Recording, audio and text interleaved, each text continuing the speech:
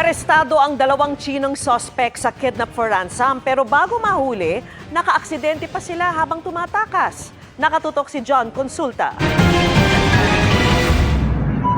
Hindi niya makayang patumbay niya. Umuusad na ang trapiko papuntang EDSA Extension sa Pasay nang biglang sumulpot ang isang dark gray na kotse at sumalpok sa isang motorsiklo. Sa lakas ng impact, durog-durog ito habang tumalsik ang rider. Ang kotse, napag-alamang sasakyan ng mga tinutugis na Chinese dahil suspect sa kidnap for ransom. Sa kanyang pagmamadaling pagtakas, ito po ay kanyang nabangga ang isang motorcycle rider at ito ay binawian ng buhay. Nakatakas man sa habulang ito, nahuli kinalaunan ang dalawa sa mga Chinese.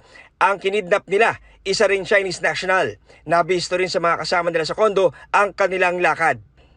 Bukod po sa baril, mayroon pa rin po tayong na-recover na suspected illegal drugs. Ito bang tinatawag na ketamine.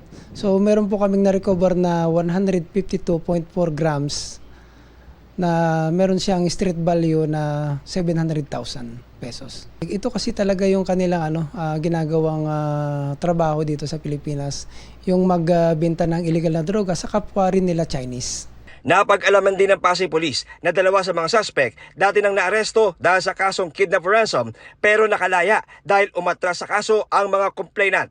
Ongoing po yung pagpapile nila ng kaso. Ito po yung kidnap for ransom, illegal possession of firearms and ammunition, tapos yung Omnibus Election Code, Dangerous Drugs Act. Kakasuhan din natin sila ng reckless imprudence resulting to homicide sa pagkakapatay ng biktima, yung riders po natin. Sinisika pa namin makuha ang kanilang pahayag. Para sa GMA Integrated News, John Consulta, nakatutok 24 oras.